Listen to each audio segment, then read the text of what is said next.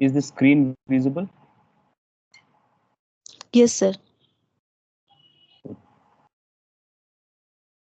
So we just start with a little bit of recap of the last lecture because we will continue from there. So we were discussing about reinforcement learning. So in reinforcement learning, usually the setup is you are not given immediate feedback with your training example. Rather, your action will have some rewards which is delayed. That's the main fundamental challenge, and that is the main difference of reinforcement learning than a supervised learning setup. It is not like unsupervised learning where you do not know any feedback at all. It's a supervised learning, but the feedback is delayed. So it's basically a control policy that we are trying to learn here, which is how an agent will behave on an unknown environment. Just sensing its state, it will do an action, and it will get a reward of that action whenever it does. So it's basically a Markov decision process, as we have seen, because in a Markov decision process, the states are hidden. You can only see your actions. A policy of is a set of actions, and you can only navigate through the states and can take corrective measures through your actions. And each actions with respect to a state, a given action will fetch you some rewards as well. And your job is to get a policy which will maximize the collection of the rewards throughout your pathway along we go. So essentially, it's a function approximation problem where in each state you are trying to select a action, this function you are trying to learn, which you call as fancily as a policy. However, unlike supervised learning setup, here the state and the action combinations are not given as a training example, but a reward or sometimes a final win-loss kind of a reward is given. So we define something called a value function with respect to a policy. I mean, I repeat again, a policy means at each state what action you are choosing. So the sequence of actions that you make comprises a policy. So the value function at state S1 and driven by policy pi is what you collect from S1, that reward. Then through policy pi, if you give an action A1, you reach to S2, what reward you collect, and you go with so on. But nearer the collection of the reward, I give more weightage to them than the reward are far. So I put a discounted value of gamma, which is less than 1, obviously. And so the nearer the reward, the more I will benefit from them. That's my assumption. And under this model, I can write it succinctly as it is nothing but recursively I can do the same thing. I collect the initial state reward and I collect the discounted reward of the policy from the next state. That's the recursion. And we have seen that among all the policies that you could make from state S, I could find the policy to be optimal if I could choose an action in such a way from a state and from every other next state in a recursive manner, so that choice of the action gives me the maximum value of the value function, which is the sum of the immediate reward and a discounted sum of the future or the cumulative rewards. And often we call this equation as Bellman equation. Our job is to maximize the value of this for a particular policy, and we declare that policy as the optimal policy. We also seen a small robotic movement setup where we have to reach a goal, and we have seen that calculating the value function is often just like a BFS, because the way you move, actually, if you are just one cell ahead of the goal, then that value is updated as just the movement reward. If the other rewards are 0, then this 90 will be updated after 100 is being updated, because this is 0 plus 0 into 0.9, and this, sorry, 0 plus 0.9 into 100, you reach a goal. 81 comes from the fact that 0 plus 0.9 into 0 plus 0.9 into 9 into 100, that becomes 81. Okay, so in other words, if you go for in a first manner the last way, so it's a recursive definition. So 81 is basically 0 plus gamma into this value, which is 90. So you get this as a recursive from the recursive definition. So in a way, then if you could compute the value function, then dictating the optimal policy is very simple, because from a state I will try to go to another state where my value function will be maximized. So from 81, either I could choose to go to the top cell or I could choose to go to the right cell. So that's the policy that you could formulate from here, and we get alternatively three policies. I declared the three policy using three colors: green, yellow, and blue. So blue is one set of policy, will result same cumulative reward as the yellow and as the green one. So it may be the case you could get alternate optimal policies, multiple number of them. However, in a learning setup, the main problem is twofold. One is the set that through which you are traversing and reaching the goal is enormous. So it is not feasible to always pre-compute all the value functions. And the second thing that often it occurs is that you are given with a training example and with an intermediate reward. There is no way you could search through the space and could reach the goal. So for that, we just modified the equation in such a way that it becomes another recursive definition, but it will be a little bit of iterative in nature, that we initialize some reward value of q. We call this as a reward q value, that q given s and action a, I get a value q. If I know that, then that will act as my pathway. If I know that, then maximizing that will act as my pathway. So I will initialize every cell as my q value to be 0, and then iterate among each of these cells through a path, so that I update the path values of q given the state s. So let r be the robot staying here. When it moves to the right side, so effectively the position it stays, that link gets updated value. You can see the 722 has been updated as 90 because from the cell A, I move to cell B with the right move. So the Q value of A in the right move gets updated to 0 plus 0.9 into max of this cell where I can go 63, 81, and 100. So the max is 100 into 0.9, it's 90. Therefore, from this cell, the Q value to moving right is 90. So this update mechanism has a beautiful implication of convergence into it, because if we know it is the values are upper bounded by some constant, and if it's a deterministic MDP, and also we can just iterate it over multiple number of times through different paths, and eventually it will converge upon to the optimal Q values.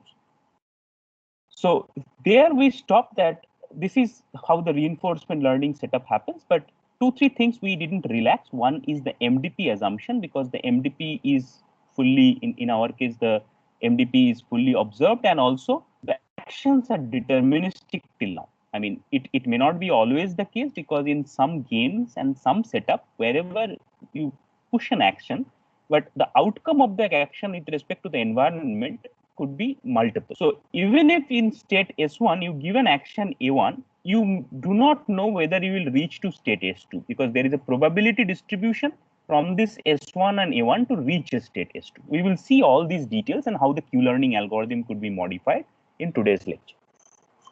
But before we move on, we were discussing a little bit about the exploration versus exploitation problem, and we told that what eventually might happen, that suppose you are given in a state S, so there are multiple actions you could take and move to state S dash. Suppose this is S1 dash, you take action B, you move to S2 dash, you take action C, you move to S3 dash.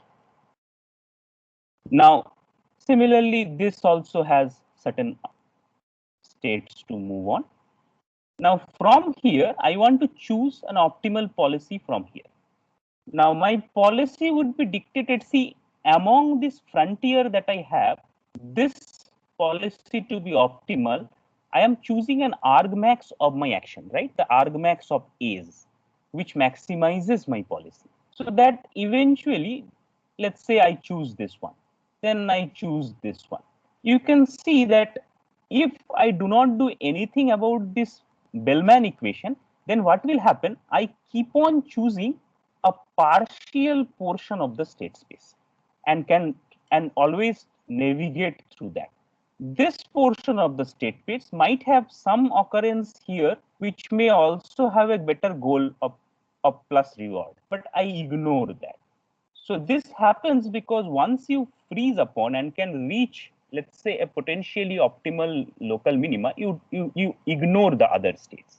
So this is typically the problem of exploration versus exploitation, which can lead or we can get stuck sometimes into local minima. So to solve this, yesterday we just discussed a small policy. I will try to mathematically formulate that. So in order to solve that, so in a state space, what it may happen is that you have multiple ways. Suppose you can only navigate these portions. So and suppose this is +1 goal that you can reach obviously, but also there is a goal here +2 you cannot reach because your action sequences are dictating you only to navigate these states, because maybe this part of the action sequence has a very low cost right away, so you cannot navigate that. So a portion of the state space you can reach and can reach a goal and thereby find a local minima. So instead, to solve this, so one of the solution that we propose informally in the last class is gradually when we go on exploring more and more and get a fixed point, that means we get a set through which we cannot move out. So we sometimes increase our exploration index rather than only exploited by those moves. So what I will do, see, we are choosing an action given a status. So there must be a probability of choosing an action given a status. And I am taking that action always because I see that action minimizes or maximizes the value function or the gives me optimal policy. What if I do not take it for granted as the optimization value, but rather keep it as a function of Q learning with respect to the number of times I visit that state. So suppose I have a state S and this is my action to take. I am saying that by this formula that if you visit state S for one number of time, the Q value e to the power Q value is the probability. I mean it is normalized obviously, do not go by the e to the power Q value. Obviously there must be a normalization factor as I am talking about probability. So the more and more time you visit here, the less chances of going again through this path, right? I hope you can understand the essence now. So this will restrict the fact that after a certain point of time, I will not keep on iterating over a fixed set of state space. So this will give me alternative exploration paths So of what A is dashes. Z? Yes. Questions.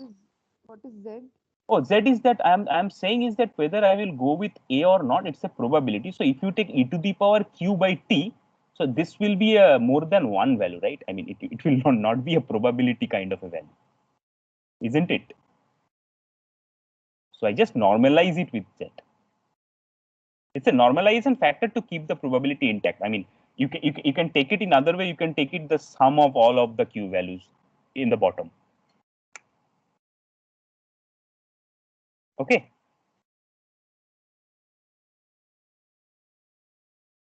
So the essence is of this solution is that, so once you go with the pathway to a particular, you explore a set of pathways and keep on traversing those regions again and again in multiple ways. So the only thing is that you see here from this state, I was always moving in the right direction somewhere. So gradually, when I keep on doing that, then the chances of deviating from that increases from different states. That's the overall goal of this formula, that you keep on moving this state multiple number of times enables you to deviate choosing that action anymore, and thereby solving the problem to get stuck into a local minima and finding the goal always. So this is one of the aspects we do. The second thing that obviously is a drawback of this Q learning algorithm that we learned, that the setup of MDP has the action to be deterministic. But in practical scenario, for example, the game of backgammon, what happens? The actions produces non-deterministic outcomes. which means that there is a probability distribution of getting into state S dash given that I choose action A and at state S. So this has a value. Okay, so it is not that this probability is always 1. So I know that if I from S to A, if I choose, I always reach into state S dash. So pictorially, if you choose an action A, due to the non-determinism of the system, you could land up in the environment to potentially different states. So that's the non-determinism part.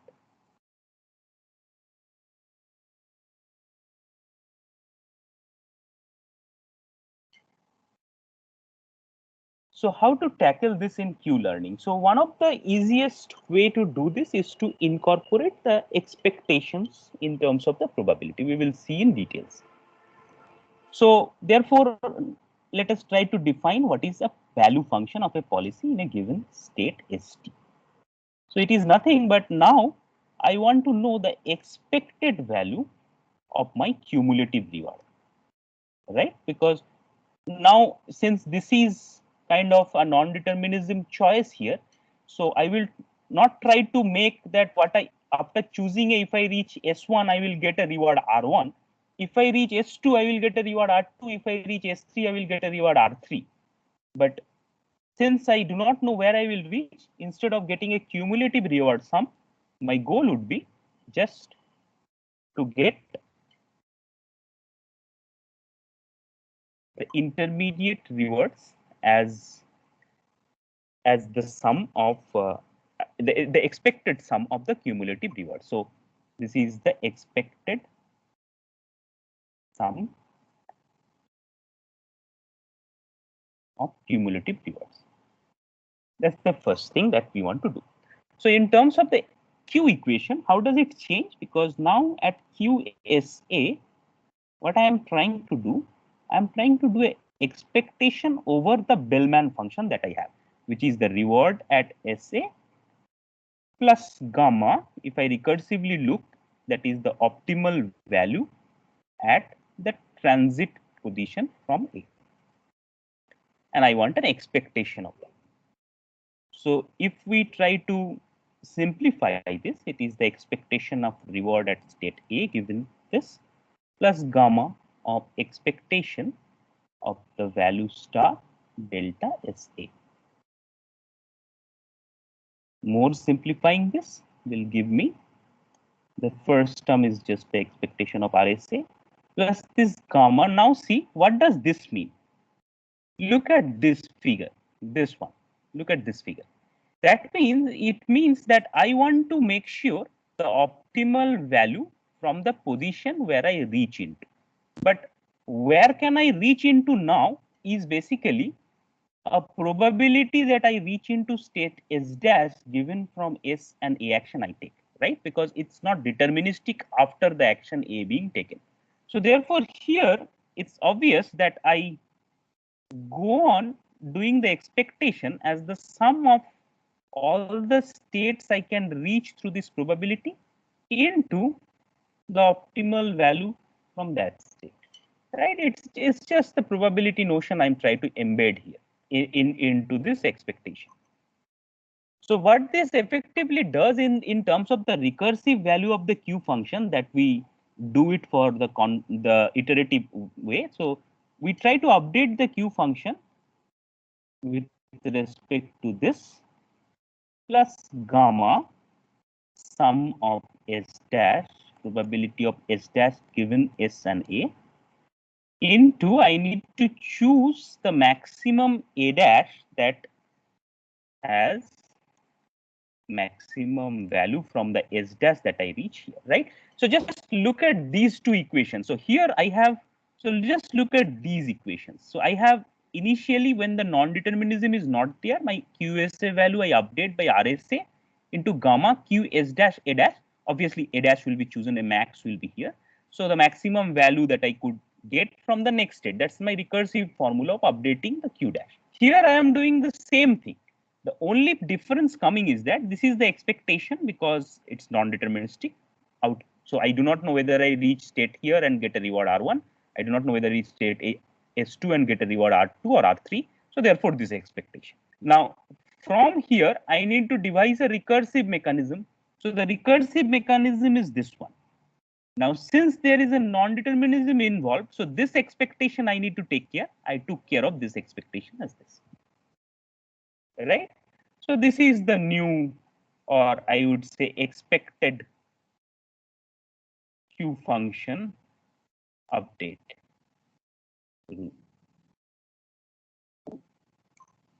Okay. Any doubt till this point?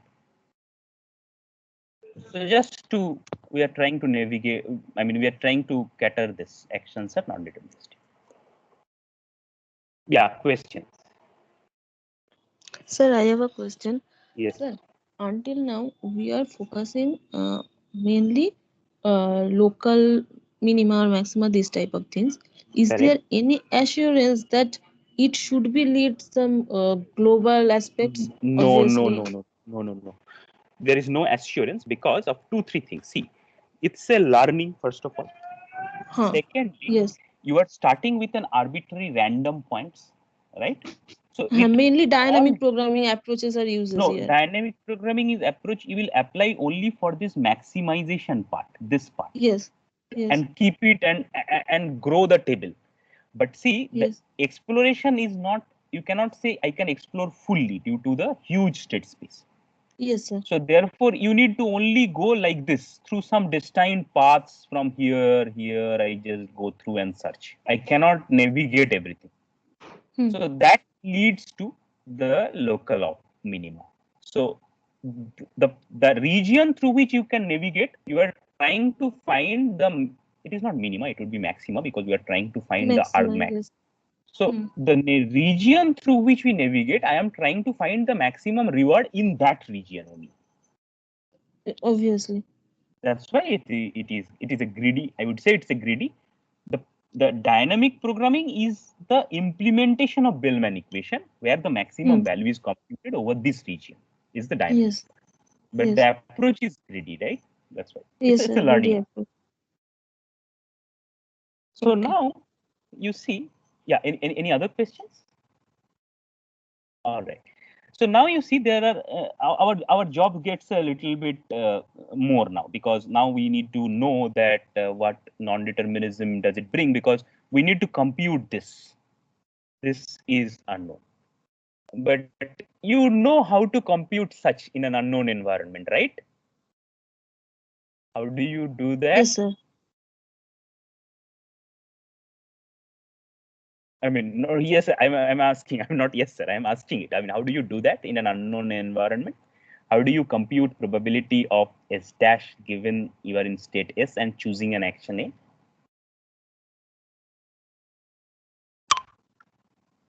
MLE. See, what is given in terms of training? In a training data, you are given that at S1, this is suppose the first training, the first epoch of training. I do a A1, I get a reward R1, I reach S2, I do a A2, I get a reward R2, I reach S3, and so on. Second epoch of training. From an S1, this is the second epoch. I do a A1, get a reward R1, reach S2, do a A2, get a reward R2, and so on. Among all these, how many of them from state S and action A I get S dash will be my numerator. So S dash from S and A. Depending on how many of them has the combination S and A. This is MLE. Remember our old MLE approach? Did you get it? This is your training examples. What does your training example look like in chess? In chess, it will be a board configuration followed by a action, followed by a board configuration, followed by a action. Similarly, there could be another play, another board configuration followed by an action, another board configuration followed by an action. There could be thousands of such plays. you will see where in this board configuration I choose this action and reach to this board configuration. Vis-a-vis, where are the all other same board configuration, I choose this action. This will be your probability of reaching S dash or from SA distribution. What is the probability I take S given SA distribution of my probability, right? That's what old friend MLE will directly provide. Yes or no? Yes, sir. Yes. Yeah, but in chess you do not realize this non-determinism because the moves are deterministic. It's the game of backgammon where after you move there is a roll of dice. Then depending on the outcome of the roll of dice, you choose a state.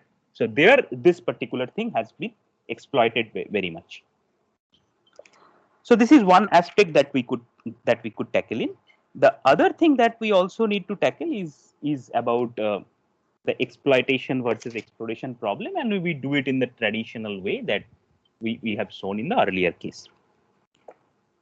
Okay, so this is just a simple extension of what we usually do in when we have the action to be non-deterministic. Now, a little bit extended variations that we also could sometimes find is this. Just I'm just going on for a little more ramifications.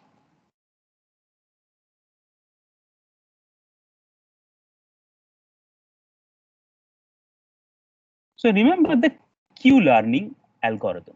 So what do I do in Q-learning algorithm? Just I draw a small diagram that will help you think.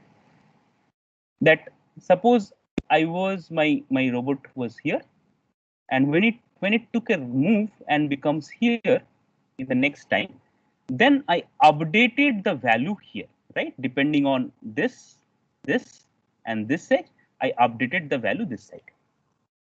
Remember the first slide, this one, I updated the value 90 there, right?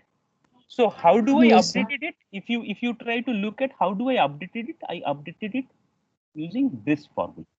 My QSA, or rather this one, is the reward I have right now in this particular state plus a discount maximum from this state. Among all these three actions, I took a maximum action of the reward in this state that I have, that is S. Let's say this is ST, this is ST plus 1 with respect to the actions that I can take here. Right? I took here action AT.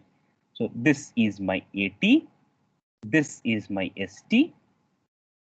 Okay, so let me just remove the clutter and draw it easy.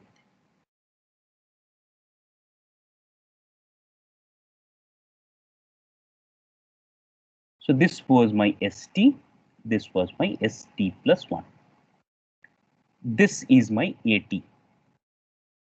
And all of these you are seeing that A's are this one, and this one. I am taking a maximum of them. You remember, right?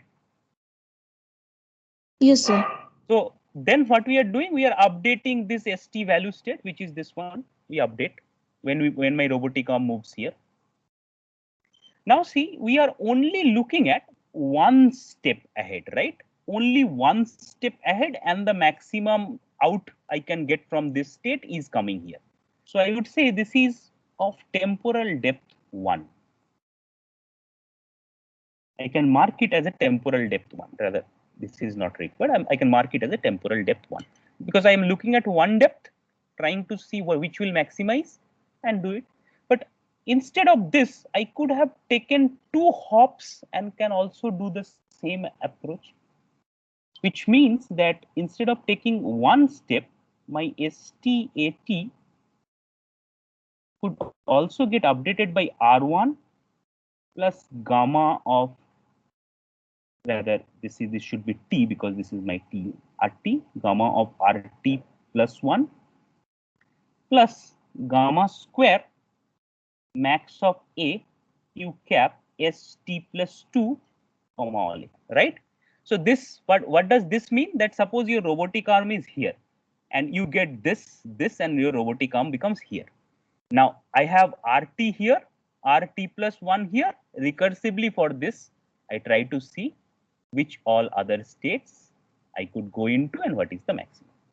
You get it, right? I mean, we are seeing temporal depth 1 only. We can also update it using temporal depth 2. Yes or no? Yes, yes, sir. Yes. So moving in this way, we can generalize this formula by updation of Q learning value with a temporal depth n from state AT, which is basically, sorry, the arrow is other way, which is basically nothing but I go RT plus gamma RT plus 1 plus so on up to gamma to the power n minus 1 RT plus n minus 1 plus, you know what will be the last one, gamma n max of A. I will be at T plus nth step with A. Right? This is the generalization.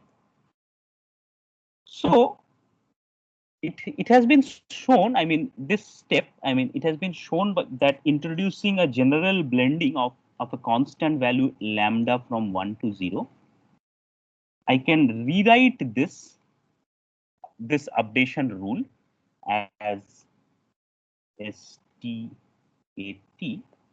Yes, what I will do is that I will just try to put a factor into it and try to recursively do this n with respect to 2, 1 and everything.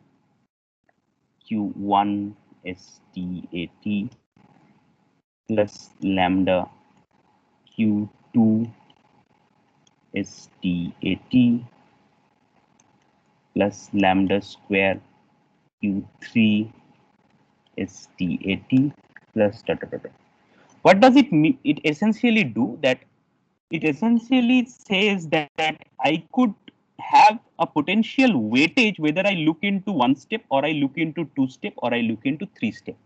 And my looking fades away with respect to lambda to, I mean, looking ahead, I mean, getting the Q values from the nearer locations are of more significance than getting the Q values of little bit more depth wise locations. That's why this lambda parameter takes in. So this is, I mean, this does not follow from here. This is a generalization made by Sutton, which is a very popular figure in reinforcement learning. He has a very nice book of reinforcement learning, Sutton and Bartow, who says that I will update such kind of thing using temporal depths, also taking the temporal depth values with a discount, which turns out to be, which he has shown after a little bit of derivation. He showed that this is nothing but simply this will be RT plus gamma into 1 minus lambda max of A STAT plus lambda ST plus 1 AT plus 1. So what this formula, since it's a elongated formula, he just transformed it into a recursive formula. You see, ST now is dependent on ST plus 1, the same thing. So by this, what he introduced a new form of learning, which is called temporal difference reinforcement learning. So which, I mean, do not get lost by these gammas and lambdas here. The only point is that I was updating the value of this looking into only 1 step. I could do it looking into 2 steps. I could do it generically looking into n steps. I could have a discounted value of looking.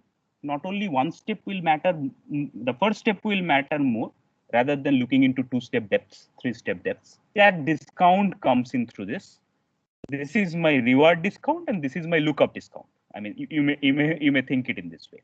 And formally, he has a formula to update the QL. And remember, this is always done in iterative manner, and it will converge. All these proofs are there in that. So we call such kind of variations is called a temporal difference learning. Okay. So Sir? this is another. Yes, please. Sir, can you please explain this last 2 steps, the 1 minus gamma, how this Oh came no, outside? this no, this step that I come, I do not calculated it for you. It's a little bit of longer calculation, but all of these has this formula, right? Gamma Q1 STAT, if you expand it using this formula, Q2 XTAT, if you expand it using this formula, and go on, then you will see you can express this recursively with this. Because what you from here to here, if you Urvashi, you want to come from yellow to this pink, right? Even from blue to yellow. No. From blue to yellow, I'm not coming. I am saying blue ends here. My discussion up to blue ends here. I am saying I could look one step ahead. I could look two step ahead. I could look n step ahead. This is clear to you? Yes, sir. Okay. Now I am saying I could have a discount over the lookup in updation of the value. I can say that if the lookup value up to one step contributes more than two step, contributes more than three step. Just like the discount in reward, I have discount in lookups. That's a new formula. It's a new formula. Okay. Got And it? Now why this from 1 this minus? yeah, from this formula to this formula, what you do, you replace t with t plus 1. You will get everywhere t plus 1. Multiply with lambda. Have a difference between this minus lambda and gamma of this. You will get exactly this expression.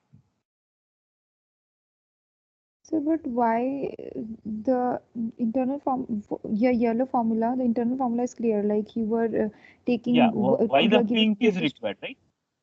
No. Actually, why is this 1 minus lambda before? Like we are taking, we are giving more Oh, weightage to no. the one step. This depends upon the value of lambda. See, I mean, you can give it a new constant mu. I do not care, and give it 1 minus mu. Are you getting it? I mean, it's between 1 to lambda. It's a fraction, right? Which way you want to look at it? Why do we need that fraction? Where? I mean, We need sir, that 1 if fraction. minus you lambda 1.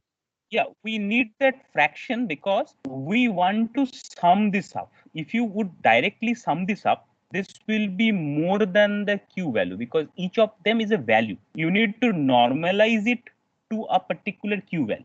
That normalization means what? This part has a significance. This part has a significance which is between 0 to 1. You multiply it with 0 to 1 value, you multiply it with 0 to 1 value, you multiply with 0 to 1 value. And the But weight sir, that you multiply here should come. we can even have the formula like 1 minus lambda is multiplied with the q1 thing, and the lambda is already multiplying with the q2. Yes, absolutely. You can have a different formula. See, this is nothing but a weight, Okay. right? This Okay, is okay, sir. so 1 minus lambda into lambda is another weight. 1 minus lambda into lambda square is another weight. This is all I am saying. And What in the next Sutton has step, found out in their paper, if you look at that paper, they had found out a value of lambda which converges this faster, which makes this more exploration possible rather than exploitation by adjusting so the this lambda is the value. So they do it result. this way. This It is is experiment constant. experimentally it is true, but they have the proof of which lambda to choose and how to tune the formula. Right? But Okay. intuitively, it is just you are giving weight to which lookups. You are giving 1 minus lambda weight to look up this. You are giving 1 minus lambda into lambda weight for this lookup. You are giving 1 minus lambda into lambda square weight for this lookup. And you are summing up all the lookups. Okay, sir. Okay, to update the value. That's it. And from here to here, it's just a algebraic jugglery. So this minus gamma into lambda into this you do, you will exactly get the initial part.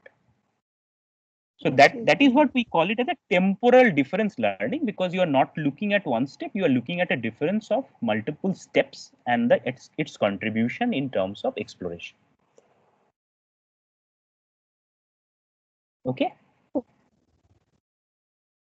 So just one point I would like to also mention here. Sometimes in experimentation, we go for a Monte Carlo type of simulation. So this is a term that you must know in machine learning. We call it Monte Carlo policy evaluation. So what does it mean? It means that suppose you are at a state S1, you can choose action A, you can choose action B, you can choose action C. You can reach to S2, you can reach to S3, you can reach to S4. Similarly, you have multiple paths from that. So now in terms of the training examples, you are given this one training examples. You are given maybe this as second training example. You are given maybe this as third training example. So what essentially this training example will give you S1, you choose A, you move to S2, you choose A1, let's say it is A0, you move to S3 and so on. That is one training example. The second training example, I superscript it as 1. Again from S1, the second training example, you choose B0, you move to S3. You choose B1, you move to S4 and so on. This is the second training example. So in this way, there could be multiple training examples given to you. Now, each of the training example effectively has a policy with respect to the state S1, and you can have a value function at state S1 with respect to policy pi. If you move through this training example, it will be some value V1. If you move to this training example, it will be some value V2. So what people do, this is called Monte Carlo simulation, that they do go on keeping this with the training example and have an average of all the VIs to have the value of V pi of S1. Okay, so that way the training example also impacts the learning, and then finally converge up to for all of them as we have done the value iteration. Then we go for the Bellman equation and iterate it, and finally converge into the policy pi star S starting from this state.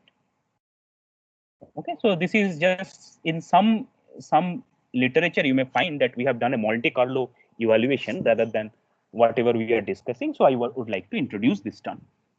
Finally, I would like to finish up this reinforcement learning with another extension. But Till now, so we for this, we need to explore all the paths. All the paths. All the paths in the training example. You are given 1, 2, such type of k number of training examples. You can only view those training examples and can do it, right? Okay. And compute the V pi of S1. Okay, so this. So all of these things we are discussing, you can see this, it's a discrete state MDP, right? There is nothing continuous evolvement. However, one of the practical domains where this reinforcement learning is applied, my instrumentation students or the electrical electronic students will appreciate, is in the domain of control. Obviously, there is a plant. I have a sensor. This is, let me call it as an agent, which senses the plant dynamics. I have an actuator. The agent actuates to the plant dynamics and controls the plant. This happens, this is simplest figure that happens in every mechanical, electrical, electronics, every nonlinear dynamical systems. I gave a simple example last day of a car where my car is moving this side. I say that it's continuous because the state of the car is the position XY coordinate and this angle theta is the state of the car. And therefore, the action would be the change in the state, X and Y direction, and the change in the angle. That will be my action. So this is my state, and this is what the action I try to do it. But as you can see, all of them are continuous, isn't it? These all of them are continuous. Now, how can I apply my MDP reinforcement learning algorithm in this continuous setup? Here, 2-3 things is a problem. One is the dimensionality of the continuous space, because you see, if it is continuous, the state space is infinite. The second thing, if you look at an helicopter, so in car, which is just going in a land, these many other state variables you need to bother. Let's say for a helicopter, right? So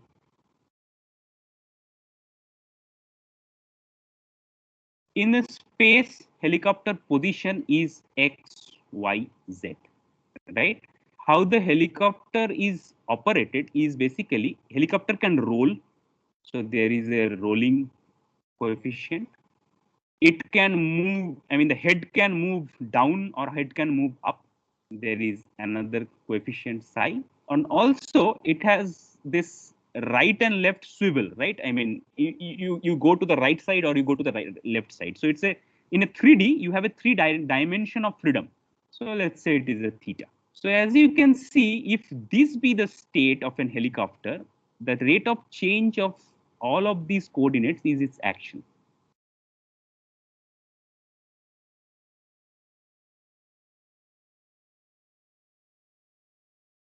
This is the action of helicopter, flying in helicopter.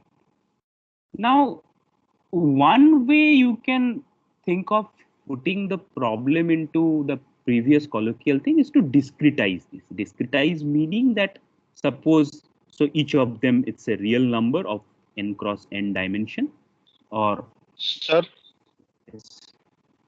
sir, can we do, since x, y, and theta are continuous time signal, can we do first sampling and then quantize the samples?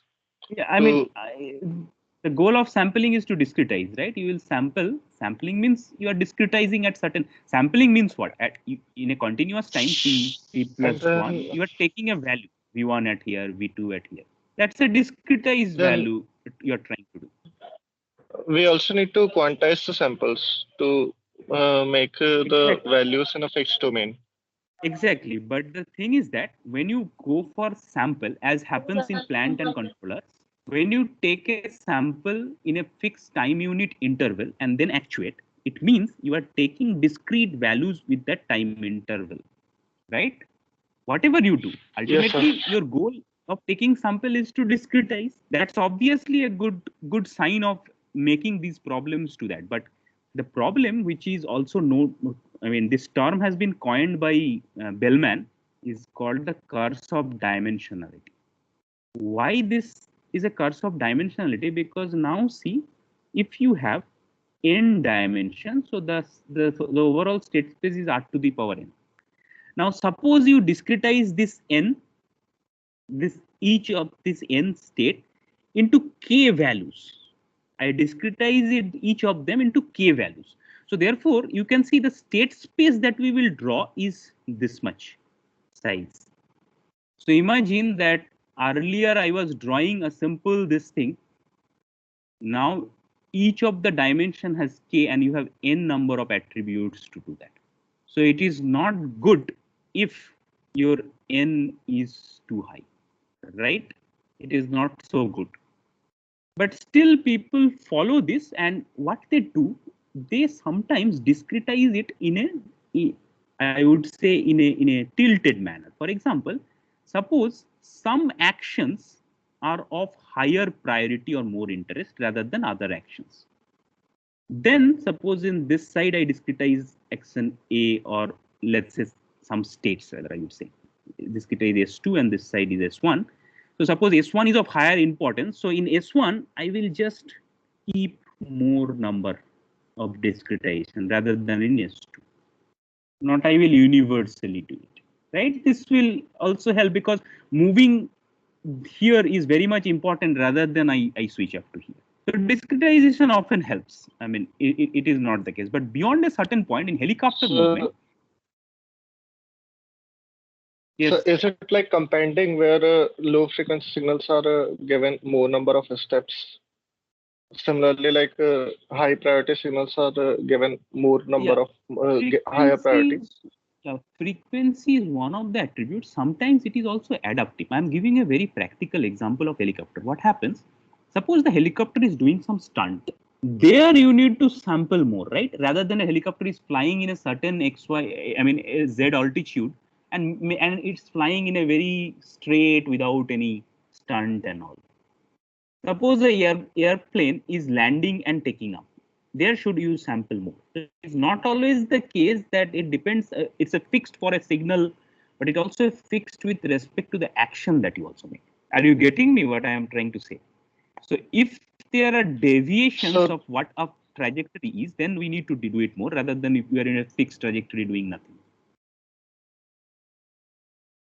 So then we can do something similar to adaptive delta modulation kind of thing, like when the helicopter is rising or. Absolutely, adaptive delta modulation is what usually is done in to tackle this nonlinear dynamics. Absolutely, you are bang on. Yes, sir.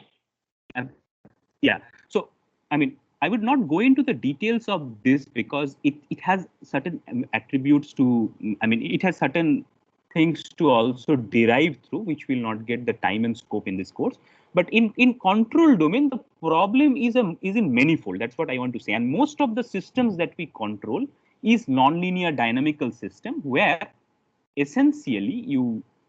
Let me just have some space here. Where these systems, what you do, your t plus 1th step is basically dependent upon your t and at.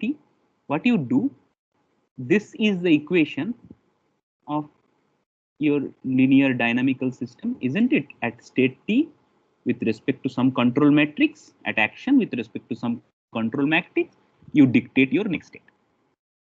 Now this is what we need to carry out rather than just a delta function in the previous case, which is fixed. Are you getting me? Earlier, my delta of st comma at directly gives me st plus 1. Now I need to make this change where the matrix A and B are of utmost importance. How can I learn this matrix with respect to the given training data and can freeze my reinforcement model with the granularity of the state is the question here. Sir, With the you wanted granularity to of say that discretization. like we have to deal with a lot of dimensions, so we are dealing with the matrices instead of just a linear thing. Yeah, yes, no, but also you see here, yes, it's a lot of dimensions. So we are dealing with the matrices is number one, and it's a continuous dimension. So we need to have the change of the speed in terms of the vehicle in 2D, right? So it's a linear dynamical We keep system. on adding the. Yes. For linear dynamical system, the state space keep on changing with respect to these functionality, and A and B are dependent on the physics of the system, right? This A and B matrix are not flat. It also is dependent on the physics of the system, which involves these actions. So the features may also change. Like maybe sometimes we are dealing with this. You can. So that's why your friend told you adaptive delta modulation. If you read adaptive delta modulation, it changes the sampling width and it adapts the modulation and sampling also, the discretization parameters. So many of you, before coming into the course and all that, I get to know many of you have done a course of machine learning from online of Andrew Ng. Andrew Ng is basically during his PhD, he has developed this helicopter simulation through reinforcement learning. So he took a pilot and then have different types of training examples for the helicopter, a demo helicopter. And then he formulated a continuous time MDP algorithm for reinforcement learning, where in free environment, the helicopter just fly itself. I mean, no pilot, nothing. And it also does the stunts. I mean, it rolls over and all that. So that's his PhD thesis and the PhD thing. So that the of Andrew Ng. So the whole lot of reinforcement learning has manifold applications in control theoretic, linear dynamical system, nonlinear dynamical systems, and all that. And the last thing that I would also like to say that when I also say you that we need to have reward to be evaluated or designed in a proper manner, we also like to have the reward in such a way it prevents us only to exploit, but also gives us to explore. But the problem sometimes happens, suppose you are in a grid. So in chess, you see, in chess, you cannot design a +1 or a -1 and everything is 0. You cannot do it. So you need to give intermediate rewards. Otherwise, in chess, you could not go till the +1 or -1 to foresee and have your Q learning to converge. I hope you can understand, because there are so many state configurations. So then you have to give a reward. So how this reward is given? This reward is given something in chess which is called, I'm giving a very naive examples. One thing is that you have more thing capture than others, then your position in the game is higher. The other thing is that something is called a semi-open file and an open file. I mean, it is very simple that you have a pawn, 2 pawns in one file of a chessboard. So suppose one pawn is captured, only one opponent's pawn or your pawn is there in that file. It's called a semi-open file. It's a semi-open. And a file where there is no pawn, both pawns are captured, then it's an open file. So open file are more dangerous than semi-open or a closed file. Because open file are more dangerous because you just place your rook here and maybe another rook. This is a very strong channel through which you go on to attack your opponent pieces. So these semi-open files, rather than open files and rather than closed files, will have certain rewards for the opponent.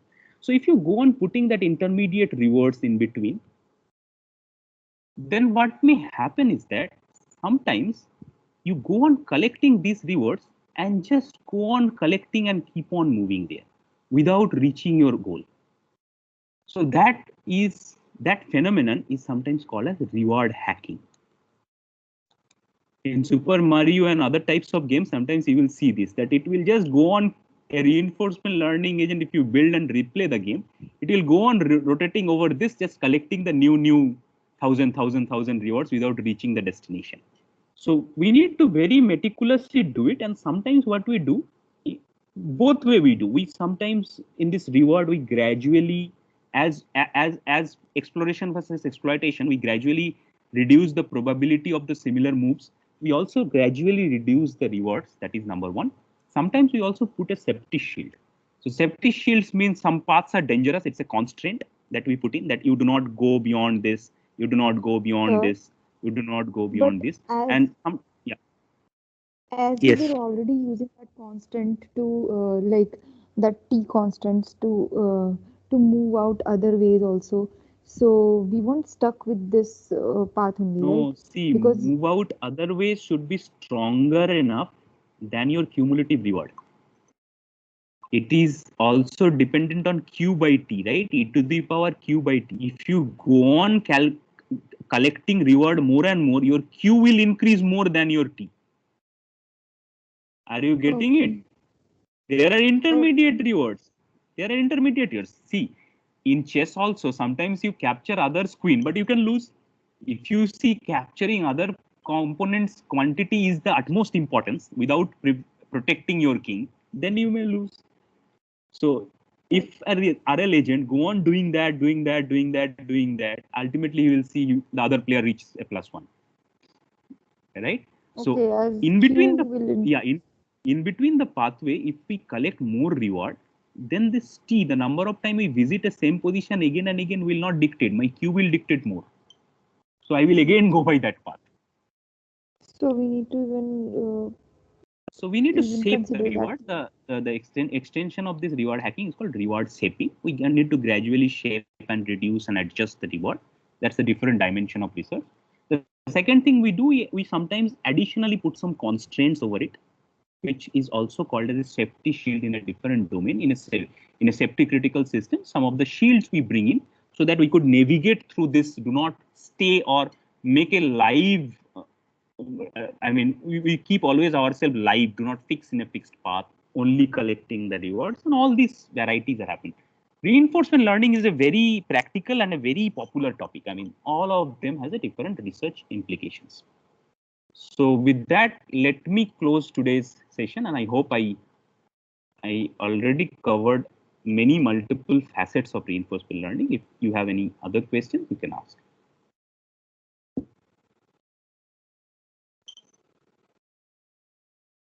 So when this and the problem of this thing, you see how do you get these examples? One thing is that you are given prior board configurations and the gameplay. And the one thing, when you play with someone, this AlphaGo, you look at the movie AlphaGo, it mentions, DeepMind mentions that how do it becomes a world-class Go player. It plays with itself. If we build a RL agent which can improve upon playing, then I can start a game with myself. RL agent 1 and RL agent 2, both are playing. And then it will improve, keep on improving. So that's why when the first time Deep Blue chess engine was developed by IBM, Gary Kasparov, after 6 matches, refused to play again. I mean, he gave a press conference statement saying that it is not the case that I am frustrated to play. It is the case that computer is learning faster than me. And if I keep on playing with him, with the machine or her, the machine, whatever you say, then I could not read his game faster than he reads me or she reads me. So that's why he stopped playing with the machine, because machine will be keeping on beating Kasparov and making itself efficient. Right. So there is the challenge of the machine taking over the human control. Any questions?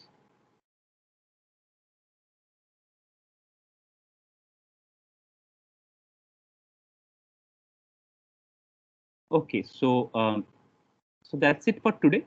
We have a test coming up on Monday 8:30. I have also laid the syllabus on the way. Okay, so if not, no more questions, I just stop the recording.